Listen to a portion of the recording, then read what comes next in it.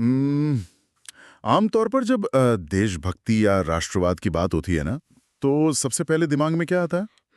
वही सीमाओं पर गश्त करते सैनिक। ठीक है। या बिल्कुल, या देश के लिए दिया गया कोई बहुत बड़ा बलिदान। मतलब हम हमेशा मानकर चलते हैं कि देश के लिए कुछ करना मतलब कोई बहुत ही असाधारण कदम उठाना। सही बात है। लेकिन क्या हो अगर ये परिभाषा पूरी तरह से बदल रही हो? मतलब सोचिए, कोई इंसान सुबह काम पर जाने के लिए अपनी कार की चाबी उठाता है, हम्म। लेकिन फिर कुछ सोचकर रुक जाता है। वो कार घर पर ही छोड़ता है और मेट्रो से ऑफिस जाने का फैसला करता है। या फिर जैसे किसी परिवार में शादी की तैयारियां चल रही हैं और वो तय करते हैं कि कि इस बार शादी में सोने के नए गहने नहीं खरीदे जाएंगे। है ना। बिल्कुल। या शायद कोई अपनी रसोई में खाना बनाते समय सिर्फ 1 चम्मच कुकिंग ऑयल कम इस्तेमाल करने का फैसला करता है। तो सवाल यह है कि क्या रोजमर्रा की ये बेहद साधारण फैसले देशभक्ति की नई परिभाषा बन सकते हैं? ये सोचना ही अपने आप में बहुत दिलचस्प है, क्योंकि ऐतिहासिक रूप से हमने हमेशा बड़े और नाटकीय कदमों को ही महत्व दिया है।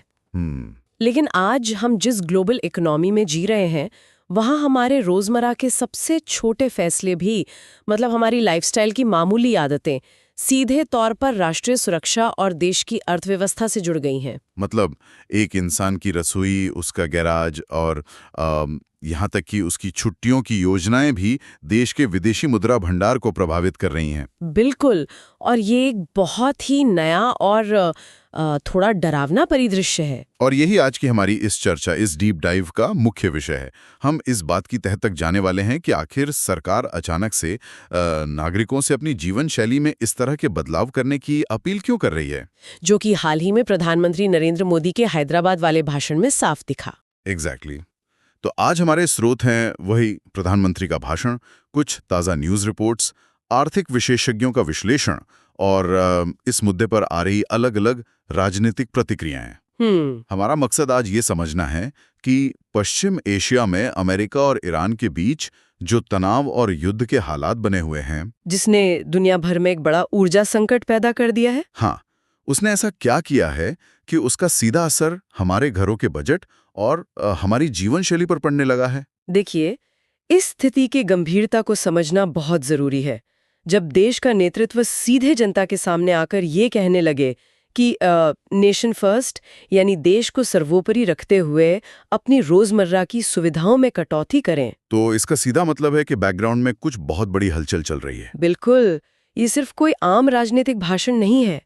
अगर हम इसे डिकोड करें ना, तो ये अर्थव्यवस्था के लिए एक तरह का रेड अलर्ट है। तो आइए इसको थोड़ा विस्तार से समझते हैं। बात समाधान या अपीलों की करने से पहले ये समझना जरूरी है कि ये संकट आखिर कितना बड़ा है। हम्म। इसे इस तरह देखते हैं। मान लीजिए कोई परिवार अपना घर चला रहा है।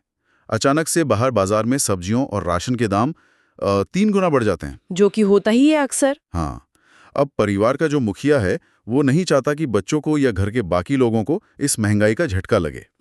इसलिए वो बाहर से महंगा सामान खरीद के लाता है और अपनी बचत तोड़कर उस नुकसान की भरपाई करता रहता है। वो परिवार को पता नहीं चलने देता कि स्थिति खराब है। बिल्कुल, ये एक तरह से एक क्रेडिट कार्ड से दूसरे क्रेडिट कार्ड का बिल भरने जैसी स्थिति है। अरे बाप रे। लेकिन वो ऐसा कब तक कर सकता है? एक वक्त तो ऐसा आएगा जब उसे परिवार के सभी सदस्यों को साथ बिठाकर कहना ही पड़ेगा कि हालात ठीक नहीं है और हमें खर्चे कम करने होंगे। एकदम सही। यहाँ जो सबसे रोचक बात है वो ये है कि ये क्रेडिट कार्ड वाली बात मौजूदा हालात पर बिल्कुल सटीक बैठती है। हाँ, क्योंकि जो संकट हम देख रहे हैं वो सिर्फ पेट्रोल और डीजल के पंप पर महंगे होने का गणित नहीं है। तो फिर क्या है? ये भारत के विदेशी मुद्रा भंडार, जिसे हम फॉरेक्स रिजर्व्स कहते हैं, उसके तेजी से खाली होने का संकट है। अगर हम थोड़ा पीछे मुड़कर देखें तो दुनिया की अर्थव्यवस्थाएं पहले ही कोविड के कारण टूटी हुई सप्लाई चेन से पूरी तरह उभर नहीं पाई थी। हाँ, वो कंटेनर्स की कमी और लॉजिस्टिक्स का इशू तो चल ही रहा था। बिल्कुल। और तभी यूक्रेन युद्ध शुरू हो गया और अब पश्चिम एशिया में जो अमेरिका ईरान संकट गहराया है, उसने ग्लोबल ट्रेड की सबसे अहम नसों को चोख कर दिया है। सही बात है। पश्चिम एशिया तो दुनिया भर के तेल व्यापार का केंद्र है ना। जब वहां तनाव बढ़ता है तो जहाजों का इंश्योरेंस प्रीमियम रातों रात आसमान छूने लगता है सप्लाई में देरी होती है और बाजार में पैनिक बाइंग शुरू हो जाती है। मतलब अगर हम हालिया आंकड़ों पर नजर डालें तो स्थिति सच में डरावनी है। क्रूड ऑयल यानी कच्चा तेल जो कुछ समय पहले तक लगभग $70 प्रति बैरल के आसपास सुकून से चल रहा था, वो अब छलांग लगाकर $120 के करीब पहुंच गया है। $120। और भारत के संदर्भ में ये आंकड़ा इसलिए खतरनाक है क्योंकि हम अपनी कुल जरूरत का 88% से ज्यादा तेल विदेशों से आयात करते हैं। हमारी पूरी अर्थव्यवस्था की रफ्तार, ट्रकों का चलना, कारखानों का उत्पादन, सब कुछ इस आयातित तेल पर निर्भर है। और दर्द सिर्फ तेल की बढ़ती कीमत का नहीं है। अर्थशास्त्र में हम इसे डबल वैमी कहते हैं, यानी दोहरी मार। दोहरी मार कैसे? देखिए, जब अंतर्राष्ट्रीय बाजार में अनिश्चितता और युद्ध का माहौल होता है तो निवेशक सुरक्षित जगह तलाशते हैं जिससे डॉलर मजबूत होता है। अच्छा। और उभरते हुए देशों की मुद्राएं कमजोर होती हैं। यही कारण है कि डॉलर के मुकाबले रुपया 91 रुपए से गिरकर 95 रुपए के करीब आ गया है। ओहो, मतलब हम न सिर्फ पहले से कहीं ज्यादा महंगा तेल खरीद रहे हैं, बल्कि उस महंगे तेल की पेमेंट करने के लिए हमें प्रति डॉलर ज्यादा रुपए भी खर्च करने पड़ रहे हैं। बिल्कुल, हमारा आयात बिल दोनों तरफ से तेजी से बढ़ रहा है। और ये महंगाई सिर्फ हाईवे पर चलने वाले ट्रकों तक सीमित नहीं है, ये सीधे खेतों तक पहुंच चुकी है।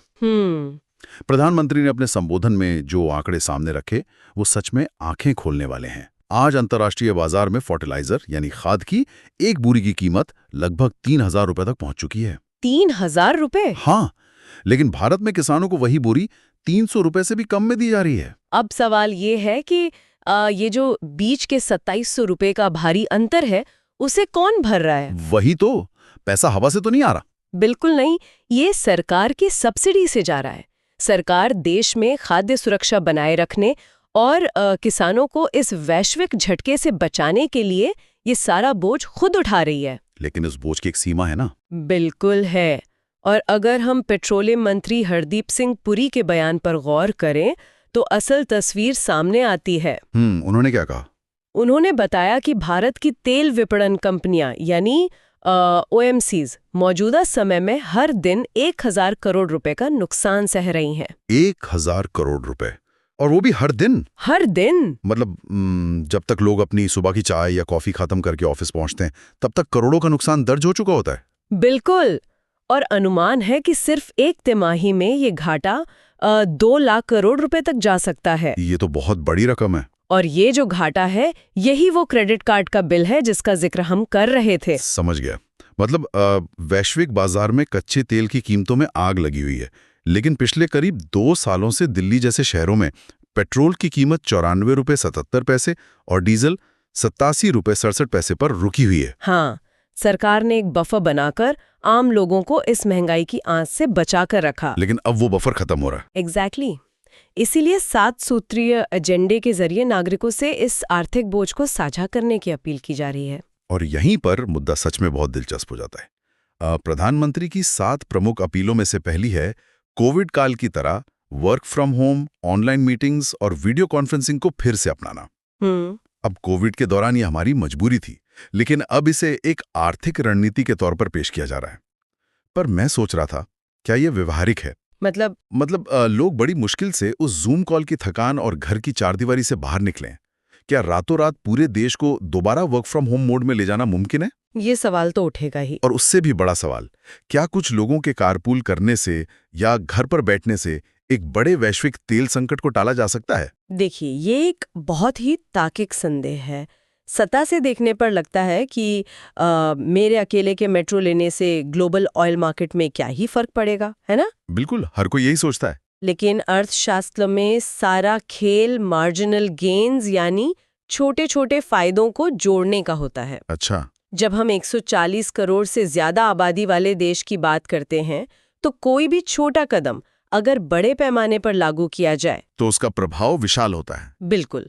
अगर भारत के प्रमुख महानगरों में लाखों लोग हफ्ते में सिर्फ 2 दिन भी कार निकालने के बजाय मेट्रो का इस्तेमाल करें या कार पूलिंग करें तो हर दिन लाखों लीटर पेट्रोल और डीजल बचता है। हरदीप सिंह पुरी के बयान का संदर्भ लें तो उन्होंने इसे एक जन आंदोलन बनाने की बात कही है। जन आंदोलन? हाँ, क्योंकि इस समय बचाई गई तेल की हर एक बूंद का सीधा मतलब है हमारी विदेशी मुद्रा यानी डॉलर की बचत। और शायद यही तर्क इलेक्ट्रिक वाहनों को बढ़ावा देने और माल ढुलाई के लिए ट्रकों की जगह इलेक्ट्रिक रेलवे के इस्तेमाल के पीछे भी है। एकदम सही। वो कहते हैं ना कि बूंद बूंद से सागर भरता है, यहाँ बूंद बूंद से डॉलर बच रहा है। हाँ। लेकिन ईंधन और यातायात का ये कनेक्शन तो फिर भी समझ में आता है, पर प्रधानमंत्री ने विदेशी मुद्रा बचाने के लिए कुछ बेहद अप्रत्याशित क्षेत्रों की ओर भी ध्यान खींचा है। जैसे हमारी शादियां, हमारी छुट्टियां और हमारी रसोई। हाँ, और यहीं पर ये पूरी रणनीति सिर्फ एक क्राइसिस मैनेजमेंट से आगे बढ़कर एक बड़े कल्चरल शिफ्ट की मांग करती है। कैसे? देखिए, मिडिल क्लास से स्पष्ट अपील की गई है कि वो कम से कम 1 साल के लिए विदेशों में छुट्टियां मनाने जाने से बचें और डेस्टिनेशन वेडिंग्स को टाल दें। पिछले कुछ सालों में विदेश यात्राएं और भव्य शादियां तो एक तरह से स्टेटस सिंबल बन गई हैं। बिल्कुल, लेकिन मैक्रो इकोनॉमिक्स की नज़र से देखें तो ये देश की तिजोरी से डॉलर बाहर जाने का एक बहुत बड़ा रास्ता है। इसे समझने के लिए मैं एक रूपक का इस्तेमाल करता हूँ। मान लीजिए हमारी अर्थव्यवस्था एक बड़ी पानी की टंकी है, जिसमें पानी की जगह डॉलर यानी विदेशी मुद्रा भरी है। अब देश को चलाने के लिए तेल खरीदना या सेना के लिए रक्षा उपकरण मंगाना, ये वो जरूरी पाइपलाइन है जहां से पानी का जाना हमारी मजबूरी है। हम उन्हें बंद नहीं कर सकते। बिल्कुल नहीं। लेकिन विदेशों में महंगी छुट्टियां मनाना, डेस्टिनेशन वेडिंग करना या भारी मात्रा में सोना खरीदना, हाँ, ये अर्थव्यवस्था के उन लीक हो रहे नलों की तरह है, जहां से हमारी कीमती विदेशी मुद्रा लगातार बह रही है। हाँ, और जब टंकी में पानी पहले से ही कम हो रहा हो तो सबसे पहला काम क्या होता है? उन लीकेजेस को रोकना। बहुत सही उदाहरण है। और अगर हम इसे थोड़ा और बड़े पैमाने पर देखें ना, तो ये लीकेज वाली बात सोने के मामले में एकदम सटीक बैठती है। सोना? हाँ, भारत दुनिया में सोने के सबसे बड़े आयातकों में से एक है। हमारी संस्कृति में सोना सिर्फ एक धातु नहीं है, ये एक इन्वेस्टमेंट है, शादियों का अहम हिस्सा है। बिल्कुल, बिना सोने के शादी कैसे? वही तो। लेकिन अर्थशास्त्र की भाषा में घरों की तिजोरियों में रखा भारी मात्रा में सोना एक डेड एसेट यानी निष्क्रिय संपत्ति है। हम हर साल अरबों डॉलर सिर्फ सोना आयात करने में खर्च कर देते हैं। इसलिए ये अपील की गई है कि शादियों या त्योहारों के लिए कम से कम 1 साल तक सोने के नए गहने न खरीदने का संकल्प लें। ओह, मतलब अगर भारत में सोने की मांग सिर्फ 1 साल के लिए आधी भी हो जाए तो हमारे विदेशी मुद्रा भंडार पर से बहुत बड़ा दबाव कम हो जाएगा। लेकिन भारतीय परिवारों को शादी में सोना न खरीदने के लिए मनाना शायद दुनिया का सबसे मुश्किल काम है। ये तो है, पर ये दिखाता है कि संकट कितना गहरा है। और इससे भी ज्यादा हैरान करने वाली बात मुझे कुकिंग ऑयल वाली अपील लगी। हाँ, खाने के तेल वाली। हर परिवार से कहा गया है कि वो अपनी रसोई में खाने के तेल का इस्तेमाल 10% तक कम कर दें। इसे देश सेवा और देह सेवा कहा गया है। इसके पीछे का जो अर्थशास्त्र है ना, वो बहुत शानदार है। आम लोगों को शायद अंदाजा न हो, लेकिन भारत अपनी जरूरत का 60% से ज्यादा खाने का तेल विदेशों से आयात करता है। 60%? हाँ, खासकर पाम ऑयल और सूरजमुखी का तेल। अब यूक्रेन युद्ध के कारण सूरजमुखी के तेल की सप्लाई पहले ही बुरी तरह प्रभावित हो चुकी है। समझ रहा हूँ। अब सोचिए, अगर हर घर सिर्फ 10% तेल कम इस्तेमाल करे तो हमारा आयात बिल हजारों करोड़ रुपए कम हो सकता है। और देश सेवा इसलिए क्योंकि कम तेल खाना सेहत के लिए भी अच्छा है। बिल्कुल, एक तीर से 2 शिकार। विदेशी मुद्रा भी बचेगी और स्वास्थ्य भी सुधरेगा। और शायद इसी तर्ज पर किसानों से भी केमिकल फर्टिलाइजर का उपयोग 50% तक कम करके प्राकृतिक खेती की ओर मुड़ने की अपील की गई है। हाँ, इससे सब्सिडी का भारी बोझ भी कम होगा। तो अगर हम इन सारी अपीलों को एक साथ रखकर देखें, घर से काम करना, सोना न खरीदना, तेल कम करना, तो साफ नजर आता है कि सरकार आयात को हर संभव तरीके से कम करना चाहती है। लेकिन ये सब उपाय किसी शून्य में नहीं हो रहे। इनका सीधा संबंध देश के भीतर के औद्योगिक हालात और राजनीतिक माहौल से भी है। सही कहा। और प्रधानमंत्री ने अपने भाषण में इसका जिक्र भी किया। उन्होंने कॉपर प्लांट्स यानी तांबे के कारखानों का उदाहरण दिया। कॉपर प्लांट्स का? हाँ। एक समय था जब भारत कॉपर का निर्यात करता था, लेकिन हड़तालों और कुछ श्रमिक संगठनों के विरोध के कारण बड़े कॉपर प्लांट्स बंद हो गए। अच्छा, और इसका नतीजा क्या हुआ? नतीजा ये है कि आज भारत को अपनी जरूरत पूरी करने के लिए कॉपर आयात करना पड़ रहा है। मतलब फिर से विदेशी मुद्रा खर्च हो रही है। बिल्कुल। इसलिए श्रमिक संगठनों से ऐसी साजिशों से बचने की अपील की गई है। ये दिखाता है कि कैसे देश के भीतर की अशांति सीधे हमारे ग्लोबल इंपोर्ट बिल को बढ़ाती है। और शायद इसीलिए वोकल फॉर लोकल पर इतना जोर दिया जा रहा है।